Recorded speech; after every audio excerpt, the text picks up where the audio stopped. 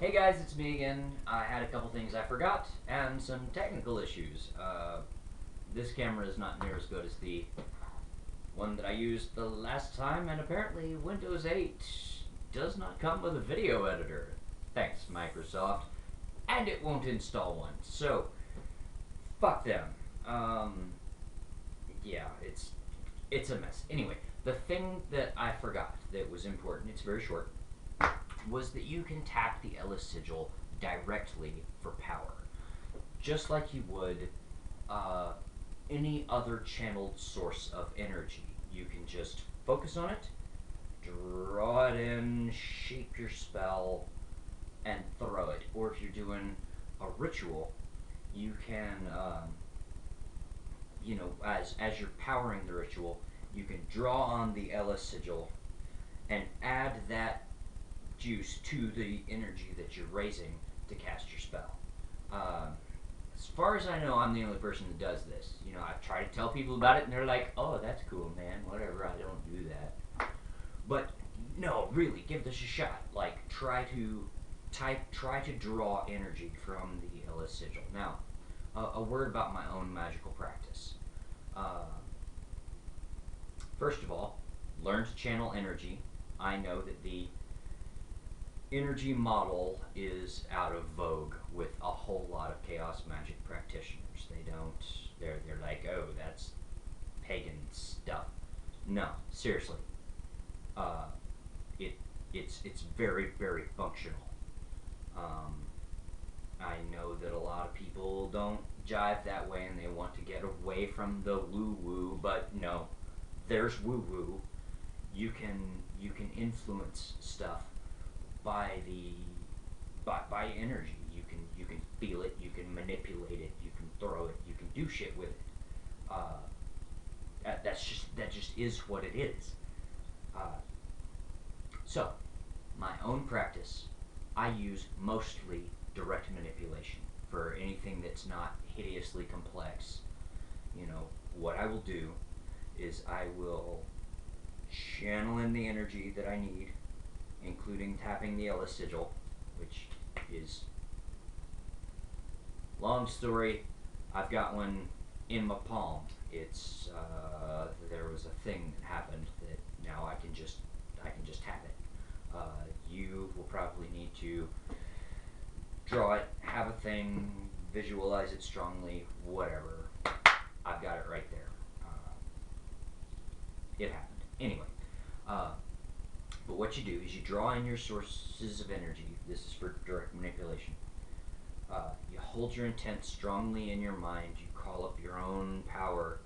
You mix that all together and you throw it. What this means is that any spell I cast, just about any one that is not just huge, takes me less than 30 seconds. Usually less than 10. There you go. That's my usual spellcasting time for whatever. And it works just as well as a long form ritual.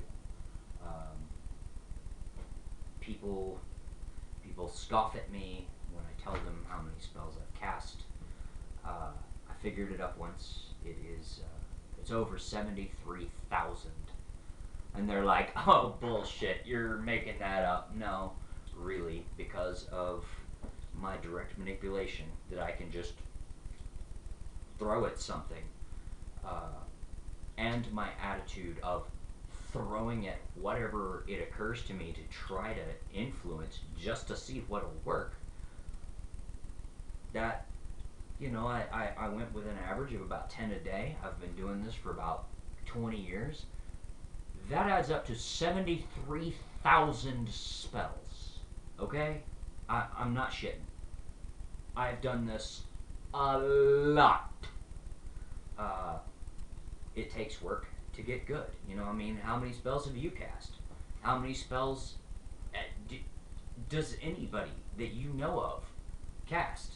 I cast a lot of goddamn spells, and by spells here, I'm talking any attempt to influence my reality. Whether that be make that leaf blow the other way, or summon me a cup of coffee, or You know, make that guy shut the fuck up, or whatever. I'll try it. I'll just give it a shot and see what happens. And by doing that, I figure out, where reality will reliably bend. And magic, its tendencies over time. Every single time you do it, it's not going to work, of course. It's just like with anything. Every single time you do it, maybe it works, maybe it doesn't. That's okay. Magic's the same way. But, when, like, you observe reality, when you didn't do the thing, and then in similar circumstances, you did the thing and it went differently, when there's a whole lot more on this side than there are on this side, well, then you're getting somewhere. This is somewhere that reality will actually move, and you do have to pay attention to the times that you didn't do the thing, or when just reality unaltered, when you're not trying to mess with it. This is important, but that has only a very little to do with the Ellis sigil. But anyway, that's just kind of a glimpse into how I roll magically. I just throw shit. Okay, somebody asked me if you had to draw the Ellis sigil exactly, or if if it had to physically be there for it to work. The answer is no. There is a point at which a symbol becomes not that symbol. But, people have made all sorts of variants on the Ellis sigil. Sometimes they'll leave off the dot, they'll mess with the arrows and turn them into little gewgaws to do different things. All of this I tend to do with my intent when I draw it. I draw it pretty much the same way every time, just because it's me. I made the thing. I know how it works. But other people have played with it, to see, like for the blast tags, the input tags, the empowerment tags, the whatever you want to do with this. They'll do a different thing to it. They'll physically alter the sigil, and the vast majority of them still work. They're still the Ellis sigil. They still do the Ellis thing. At some point, that I don't know how far away from the original design you have to get before it stops being that. And it may not. If you intend for it to be the Ellis sigil, it may still do the Ellis thing, even if it's a circle with a line through it. I don't know. I haven't played with it, honestly. If you want to play with that and see how that goes, sure, go for it. Let me know what happens. As far as the physical sigil having to be there, yes, you can just project it with your mind and have an effect either on a space or a thing that is happening. You can Ellis the shit out of something without physically drawing the sigil. In fact, I did that to the camera the other night, and I lost 20 minutes of footage accidentally because it was fucked up. Let me tell you. Oh shit! I forgot to word this camera. I hope this works. Anyway, yeah, shit. I do that to douchebags in traffic. I'm like, oh, you son of a bitch! You're gonna have an interesting day. Fuck off. But you can do this, and you can put in Ellis. Now, the effects don't remain as long most of the time. If you can really grave it in there with your mind into a place or usually into a place, then it'll stick. I'm not sure how long that lasts. It seems to work better long term if you have the physical thing there. You can also infuse it into music, like my wife. She's got a whole album that she infused the Ellis sigil into, so that it'll have the Ellis awakening magic-y effect all through it. It's the Ember Days soundtrack, music.sjtucker.com, in case you were you are interested. It's a really awesome album, but that's not what I'm talking about.